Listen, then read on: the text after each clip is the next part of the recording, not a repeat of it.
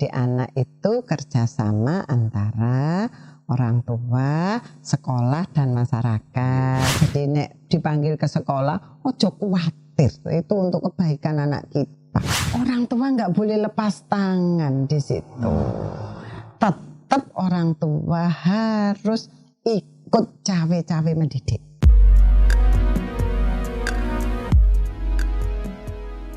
Assalamualaikum warahmatullahi wabarakatuh. Bismillahirrahmanirrahim. Alhamdulillahirrabbilalamin. Assalatu wassalamu ala asrafil anbiya wal mursalin Sayyidina wa maulana wa habibina Muhammadin wa ala alihi wa sahbihi ajma'in.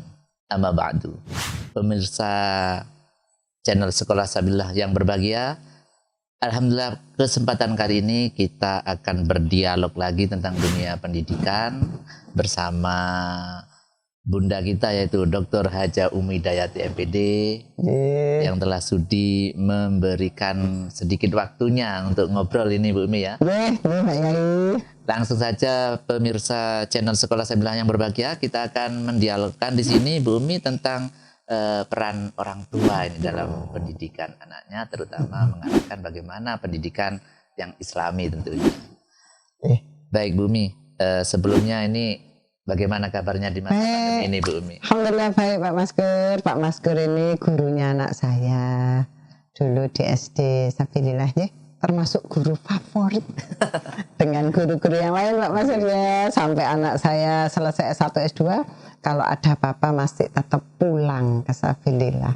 Minta doa restu. Terima kasih Pak Maskur ya. Seluruh keluarga besar Sabilillah telah mendidik anak-anak dengan hebat. Oke, baik Bu Umi, ini mungkin yang pertama Bu Umi, tentang orang tua dan pendidikan terhadap putra-putrinya ini, Pak. Ini kadang ada orang mengatakan jika ada anak yang kurang terdidik, itu yang disalahkan orang tuanya. Bagaimana ini, Bu? Ya, Pak Maskur, ada dua ya. Kadang-kadang anak tidak terdidik itu yang disalahkan dua atau tiga. Satu nyalahke wong tua, dua nyalahke sekolah, tiga nyalahke masyarakat. Atau tiga-tiganya disalahkan. Nah, kalau yang statementnya Pak Maskur, anak tidak terdidik nyalahke wong tua, ya Pak Maskur, ya tidak semuanya benar. Jadi mendidik anak itu kerjasama antara orang tua, sekolah, dan masyarakat. Pak Maskur, jadi nggak bisa melempar mencari kambing hitam. Sopo sing salah, ayo bocah-bocah itu diramut dengan kasih sayang. Nah, kalau statement itu kita ugemi, kita pegang, ayo orang tua juga introspeksi diri ya. Kenapa kok sampai ada statement seperti itu? Misalnya Pak Maskur, anak yang sering dibanding-bandingkan ning rumah. Lah kuwi ngene memang salah orang tua. Anak sering dimarahi di rumah. Padahal di sekolah enggak pernah dimarahi. Terus gurunya dijadikan Dracula. Kamu nanti tak beritahukan Pak Maskur biar digigit. Nah, anak akhirnya bingung, Pak Maskur enggak pernah marah gitu. Anak yang terlalu didikte gitu ya Pak Maskur. Contohnya apa yang didikte? Nah, besok kamu harus jadi dokter. Besok kamu harus masuk IPA. Besok kamu harus jadi tentara. Tanpa memperhitungkan bakat minat anak, ya Pak Maskur ya. Anak kan punya nature dan nurture. Jadi memang gini ono bawaannya mau jadi apa, bakat dan minat. Sehingga itu yang jadi wong tua tuh penak kerja sama-sama sekolah untuk bareng-bareng didik bocah. Nah, kalau di Sabilillah kan sudah ada TK, SD, SMP, SMA aja Pak Maskur. Itu bagus kalau satu jalur, itu namanya one pipe system. Jadi saking TK langsung SD, SMP, SMA. Nanti dapatnya butuh atas ngaten itu. Apalagi nun sewu awalnya dulu SD nggih sing moncer gitu nggih. Nah, gitu. Jadi orang tua ojo terlalu emosional. Kalau kok aku sih disalahke ngoten. Terus ojo nyalahke sekolah. Karena banyak orang tua itu nun sewu Pak Maskur nggih, pasrah bongkokan ning sekolah. Wis pokoke apa jare sekolah ngoten niku nggih. Dadi ayo padha-padha introspeksi diri, memperbaiki diri, terus belajar. Zamane berubah. Anak sekarang beda dengan zamannya Pak Yai. Ini kalau saya manggil Pak Yai ini, pengen Pak Yai betul deh.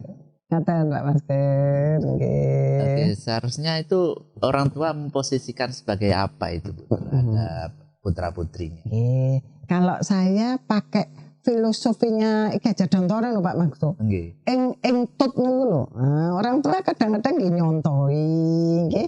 Nek pengen anake rajin salat ya salat. Oh, nek pengen anake rajin ngaji yo ngaji yo. Ojo njaluk anake rajin salat wong tuane ora tau salat. Ngoten nggih.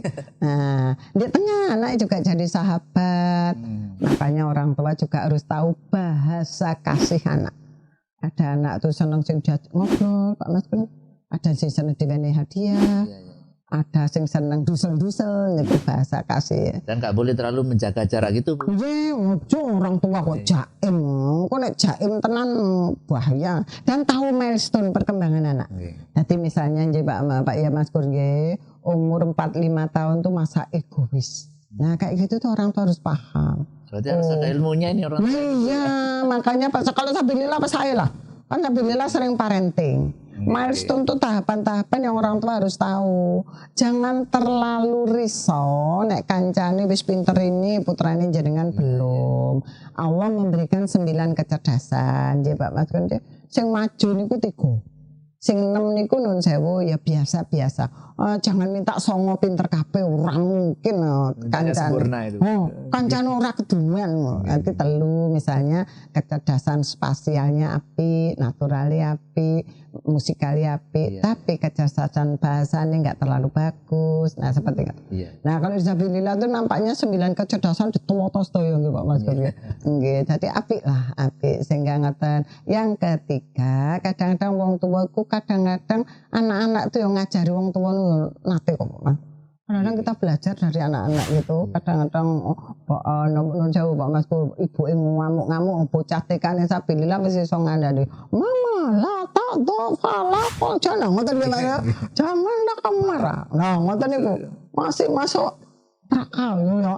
Lah ngoten niku anak kita belajar dari anak itu banyak. Kadang-kadang anak itu banyak yang bisa kita pelajari.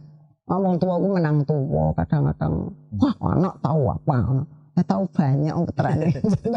Apalagi sekarang Bu ya.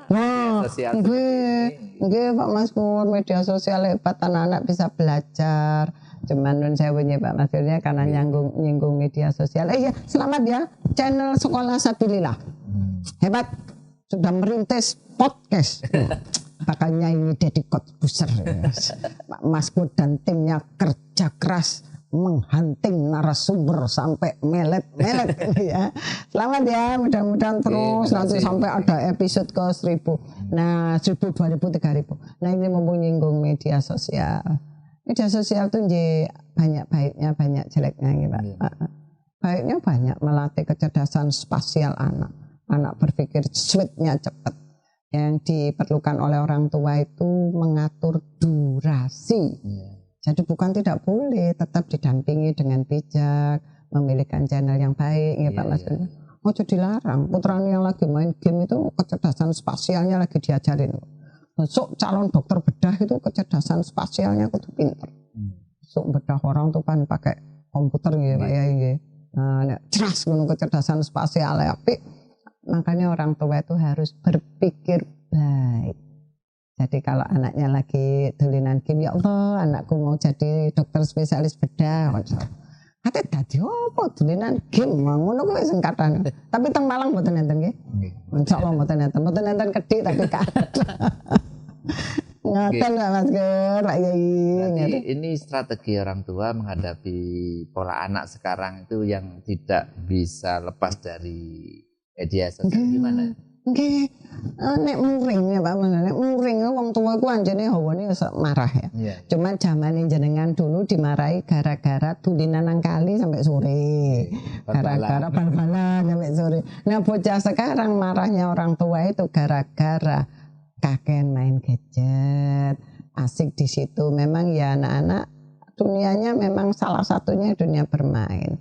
Bagaimana mensikapi zaman yang berubah ini, orang tua harus belajar. Jadi didik anak sesuai zamannya, ya sekarang zaman gadget, yojo terus Mama dulu, nah dulu ya dulu ini Pak Mas Kur. Mama dulu sekolah nggak pakai laptop, ancen nih dereng enten laptop ngoten niku Pak Mas Kur. Nggak ada HP. Dulu nggak ada HP mama dulu tuh sukses gara-gara nggak pernah lihat HP. Ancen urung ono HP zaman itu ngoten Pak Mas Kur. Jadi tetap ini orang tua mengatur pola atau mengatur jadwal atau gimana terhadap mengatur pola jadwal dengan rundingan sama anak. Jadi jangan satu arah. Anak yang dibuatkan aturan, sementara anak disabilitas terutama ya di sekolah yang saya tahu. Anak dibiasakan untuk berdialog, untuk mengemukakan pendapat. Nah ini ngomong diatur, nanti anaknya jadi kok gini sih. Nah sekarang yang penting nih Pak Mas Pak Yai. Bocah TK tuh percaya plek kali guru nih, bocah TK. Bocah SD guru plus orang tua. Bocah SMP guru orang tua teman, tapi pengaruh teman masih kecil. SMA guru orang tua teman. Nah, teman kata. Nah, yang di SD ayo berbaik-baik sama guru, ngatur strategi didik bocah. Di SMP juga. Hari ini Allah lagi ngajari kita Pak Mas Konje. Betapa susahnya menjadi guru. Ngopeni bocah ya anak siji wae ya Allah keluar tanduknya orang tua. Sampai anak-anak tuh SMS ke saya ngatan Pak ular sanca tidak berbulu, sudah pasti bukan temannya kanguru. Wahai Covid segeralah berlalu. Kayaknya mamaku tidak cocok menjadi guru. Loh ngatan kira. Dadi wis wong tuane nggih juwen anak-anak juga, guru juga. Nah terus apa? Ya yuk kita ambil hikmah. Guru lebih kreatif, guru lebih inovatif. Guru lebih pandai menata emosi. Ternyata guru-guru di sekolah itu yang ngangeni ya. Ternyata murid-murid itu yang ngangeni. Orang tua juga belajar menghargai guru ya. So, nek wis kondisinya offline, ojo sering-sering protes ning sekolah. Ngadepi anak siji repote ora karu-karuan. Pak Mas Kur bendina-bendina 500. Dia tetap lemah. Nah itu kondisinya yang harus sama-sama kita ambil hikmahnya. Boleh diatur polanya, boleh. Cuman anak-anak diajak rundingan. Apa bisa bocah TK? Bisa. Bocah SD bisa. Bahasanya kalau lagi ngomong sama anak, ojo disambi-sambi tulinan HP. Ngobrol sama anak itu ya fokus. Ngapain itu. Karena gangguannya yang diganggu oleh HP bukan hanya anak sekarang. Mak sungke, aduh kelompok tablober, aduh kelompok arisan niku ngaten. Nanti anak-anaknya nggak nyaman, anak-anak butuh quality time sama orang tua juga butuh, sehingga sekali waktu ajaklah ngobrol dengan bahagia. Sekali waktu boleh dikasih kejutan, tapi yang penting kan Pak Mansur, anak laki-laki itu nek dikandani orang seneng Mas no ibu ada kan ini ya tapi ini kupingnya dengar kok ibu-ibunya. Tapi kesannya nggak memperhatikan. Tentu seorang tua gini, ayo lihat mana, ya lihat dulu baru asik meneh. Nah itu kadang-kadang orang tua emosi. Emang ini pola anak laki-laki apa gimana? Betul, anak laki-laki itu dari neuroscience ya Mak, itu kalau dikandani orang tuanya memang nggak suka nunjuk was-wasan kata niki.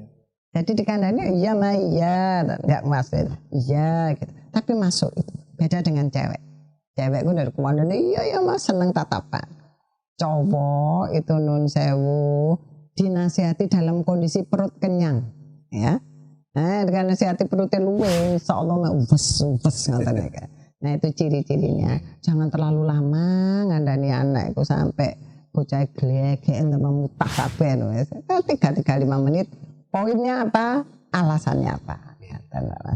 Baru di situ mungkin bisa dimasuki kalau ingin nilai-nilai Islamnya di situ, baru dimasuki setelah kondisinya kondusif itu. Betul. Secara psikis anak nyaman, nah itu nilai-nilai Islam itu nek dimasukkan indah banget nih Pak ya. Indah banget.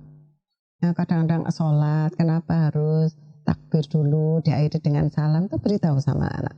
Urip itu runtut ya nak ya, kalau masuk rumah cuci tangan dulu, setelah itu kan gak mungkin salam baru takbir gitu. Itu caranya ngandani dengan intonasi yang jelas, ekspresi yang jelas. Islam itu indah banget Pak Maskur. Kalau belajar banyak dari Pak Yai Maskur, indah sekali. Contoh-contoh mendidik anak dari hal kecil, mlebu kamar mandi, mau tidur bangun tidur wis ditoto. Nah terus kalau kita golek-golek liyane ngapain?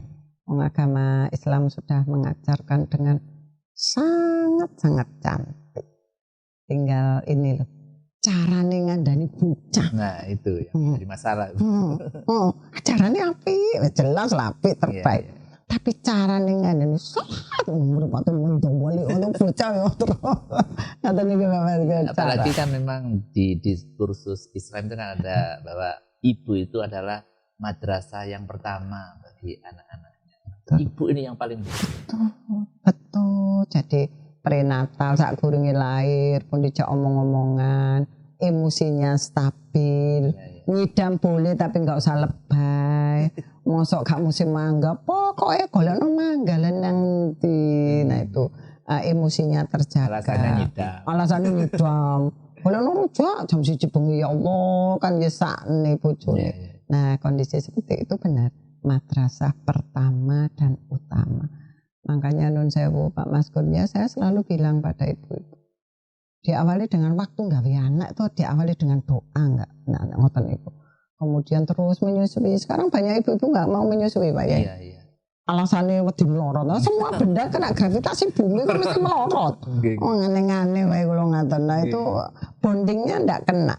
Bondingnya ini kan menyusui itu kan ngeten jarak sak tengkil itu bonding dekat anak sama orang tua. Nah itu nanti gampang dikandani. Nah bondingnya ibu ndak kena ya wis anaknya juga nun sewu ma buatkan telur ceplok, anaknya pengen dibuatkan ibunya bilang ma buatkan telur ceplok. Nah nanti rotu angel ngandani. Gitu. Nggih Pak Mas. Nanti prioritas lah golden age itu benar Pak. Kalau saya golden age itu sampai SD. Sampai SD. Boleh sampai SD. Sampai SD sampai umur 12 tahun lah bentuk bocah itu sampai. Nah itu kerjasama sama guru coba ada Pak Maskur, ada Pak Sinten Malaysia Tenggeri Kosane. Iya banyak guru itu guru Bu Sifa itu guru-guru hebat. Guru-guru sekarang ini dibandingkan dulu Bu ya, sekarang sudah sering pelatihan. Insya Allah banyak guru-guru yang sudah paham akan ini. Guru-guru saat ini kok kompetensinya hebat Pak Maskur, hebat. Jangan melihat kasuistik lah masyarakat itu. Ya ono lah guru siji loro sing enek ya ono lah.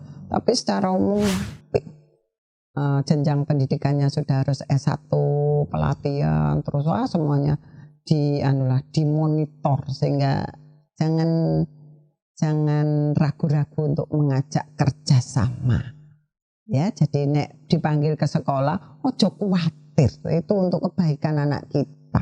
Jangan terus anakku di rumah anaknya disowen ini. Padahal seperti itu hal-hal yang tidak connect antara keluarga dan sekolah itu yang menyebabkan kadang-kadang bocah tadi. Kadang juga ada alasan Bumi sibuk kerja, karir dan sebagainya. Ini apa memang betul-betul mempengaruhi atau hanya alasan saja ini Bumi? Hidup itu milih nggih Pak Mas Kerja. Nek nuruti gawean yo rantek ndak habis-habis. Di tengah kesibukan kita ngumpulno duit mari bahasane. Untuk apa kalau nanti anak kita yang digadang-gadang akhirnya tidak sesuai dengan yang kita harapkan. Jadi prioritas itu penting, nggih. Ya belajar dari pengalaman saja Pak Maskur. Ya nek preso dulu SD ya tak terno dhewe bocah. Ya diarani repot aku ya repot. Tetapi di sela-sela itu pasti kita bisa mencuri waktu. Jadi pilihan kepada kita. Prioritas pada anak karena itu titipan Gusti Allah. Nanti diminta tanggung jawabnya juga kita. Kalau alasan sibuk, alasan macam-macam gitu. Enggak ada waktu. Nah, waktu itu ada cuma disempatke apa ora. Nek nuruti gawean saya bilang tadi enggak entek-entek. Ora entek-entek. Datanglah ke sekolah ketika ada undangan. Nah itu akan justru otak kanan kirinya akan lebih seimbang. Oh ternyata di sekolah itu kayak gini. Datangi kelasnya gitu-gitu. Apalagi sekarang ini kan sudah ada teknologi canggih, WA group dan lain sebagainya. Ini harus dimanfaatkan dengan baik. Leres Pak Mas. Dimanfaatkan sing apik lho ya. Ojo lagi emosi cedek-cedek HP ojo. Protes ning sekolah dilu. Ini sudah kesebar. Dikopi orang banyak jenengan menghapus. Ini pesannya wis berantai. Padahal waktu mengirimkan emosi sesaat. Enten ngoten niku Pak. Insyaallah wonten. Ya, ngoten niku. Makanya nek lagi emosinya enggak lagi good mood, enggak lagi good feel gitu ya. Ojo cedek-cedek HP. Jadi HP itu datangi pada saat kita lagi bahagia, lagi seneng gitu ya. Nah, nek curhat ngoten emosi itu uncontrol. Begitu ini tersebar, ada teman bilang, bener lah gitu, baru kita sadar. Baru kita sadar tuh dihapus. Menyesal terakhir. Nah, itu yang saya bilang emosi itu baik stabil, dijagalah moodnya. Makan makanan kesukaan, lakukan hobi, itu moodnya biar jaga mood itu. Apalagi musim ngeten ya Pak. Ojo sedih-sedih, ya biasa aja lah. Masih makan makanan kesukaan. Ini kan beberapa tahun ini ya juga dengan dunia pendidikan atau lembaga yang notabene pendidikan Islam Bu. Kalau Ibu memperhatikan ini perkembangannya bagaimana sekarang? Boleh saya bilang satu kata? Wow. Sekarang menjadi tujuan utama putra-putri bangsa, putra-putri orang tua itu dimasukkan di lembaga Islam, bahkan sampai antri, bahkan sampai inden. Alhamdulillah kan nggih ngoten, sampai inden 2 tahun 3 tahun. Uang sudah bukan menjadi masalah. Pokoknya putrani disekolahkan di yang basicnya religius. Apik. Cuma nggak betul ya Pak Mas Gede, itu masih koma. Orang tua nggak boleh lepas tangan di situ. Tetap orang tua harus ikut cawe-cawe mendidik. Contoh, ya Pak Mas, doa mau masuk kamar mandi, dilala orang tua ini gak apal. Ya doa masuk kamar mandi, keburu. Nah ini bocahnya bingung. Ini sing bener sing ngendi. Nah itu jadi bagus-bagusnya ditotoning sekolah, tapi kalau di rumah diruntuhkan balik dari nol lagi. Nah aku wangel, gurunya akhirnya wangel. Nah ini makanya perlu nih parenting, perlu nih connect dengan guru niku tengeriku. Tapi perkembangannya luar biasa. Sekarang data tujukan ya Pak. Dan banyak enggak hanya di Malang ya, di mana-mana. Di mana-mana. Boarding school, ya. Ini fenomena apa sebenarnya ini? Satu apik ya, kesadaran bahwa pendidikan agama itu penting, ya Pak ya nggih. Bahwa pendidikan agama itu pada satu titik orang-orang banyak yang salah kondisi kok gak nyekolahno anakku. Ngoten nggih Pak. Anaknya jangan sampai seperti dia. Betul, aja sampai kayak aku. Tapi ada fenomena lain meskipun sebagian kecil ya. Orang nggak mau repot. Nggak mau repot tak sekolah pun baik. Ada fenomena lain anxiety ya, kekhawatiran. Engko nek ning omah pergaulan kados ngeten. Nah, itu ada juga fenomena. Meskipun kalau saya masih positif feel aja, orang masyarakat sudah paham pentingnya pendidikan agama secara kuantitas maupun kualitas. Jadi orang iso mung dicelup kaya wenter ngono kok. Ning sekolah-sekolah anu kan ya cuma 2 jam ya Pak. Itu kok dicelup. Ngoten. Mungkin yang terakhir Bumi, saran untuk orang tua bagaimana sih menanamkan nilai keislaman, harus bagaimana orang tua?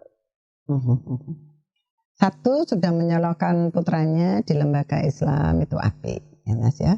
Yang kedua, Bapak Ibu ayo kerjasama biar anak tidak bingung ini sing bener yang mana ya. Yang ketiga, kalau pengen nilai-nilai keislaman itu menyatu sampai menjadi darah daging, terbawa sampai nanti, itu ayo menjadi contoh. Dan contoh di rumah, dan mengizinkan anak untuk berdiskusi, menanyakan hal-hal yang tidak jelas. Kemudian kalau orang tua tidak jelas, daripada jawabannya keliru, boleh kok kita tanya di sekolah. Nah kalau sudah ininya jaringannya ini rapat, nanti anak-anak akan lurus pun. Nah, tapi orang tua sama sekolah aja kaya rel sepur ngono kuwi. Jejer tapi ora tahu gatuk. Jadi kalau diundang di sekolah ya rawuh. Kalau ada apa-apa ya ngobrol lah sama wali kelas nggih, enten nggih. Wali kelas, kepala sekolah, itu akan memudahkan. Bocah nek si SD lah nih, itu seperti dahan sing sik lemes, gampang dibengkak-bengkok nih. Engko nek wis SMP dahan iku wis atos, dibengkok ning gitu, kelek. Nah, kalau gitu-gitu kita perlunya mendidik. Nah, nek bocah itu diibaratkan tanaman orang tua, nek ono hama yo dibuang, nek ono suket yo dicabut, tapi nggih dipupuk dengan doa. Jangan lupa doane wong tua. Nek doanya guru-guru pastilah insyaallah, tapi doane wong tua iku sing jalali aja nuntut saja pada anak-anak tapi lupa ndongake. Ngoten Pak Yai. Terima kasih Bu Umi ya. Tutup dengan kalimat doa itu. Doa nggih. Baik, terima kasih Bu Umi ya. Sami-sami. Mudah-mudahan menginspirasi kita semuanya, khususnya orang tua yang sekarang ini lagi disibukkan ya karena pandemi untuk mengurus putra-putrinya sekaligus menjadi guru di rumah ini Bu Umi ya. Baik pemirsa channel Sekolah Sabillah yang berbahagia, demikian tadi bincang kita, dialog kita bersama Ibu Dr. Umi Dayati MPD tentang bagaimana menjadi sosok orang tua yang dapat menginspirasi putra-putrinya khususnya dalam menegakkan pendidikan Islam di rumah masing-masing. Mudah-mudahan ada guna dan manfaatnya. Wallahu muwaffiq ila aqwamit thoriq. Assalamualaikum warahmatullahi wabarakatuh. Waalaikumsalam warahmatullahi wabarakatuh. Alhamdulillah.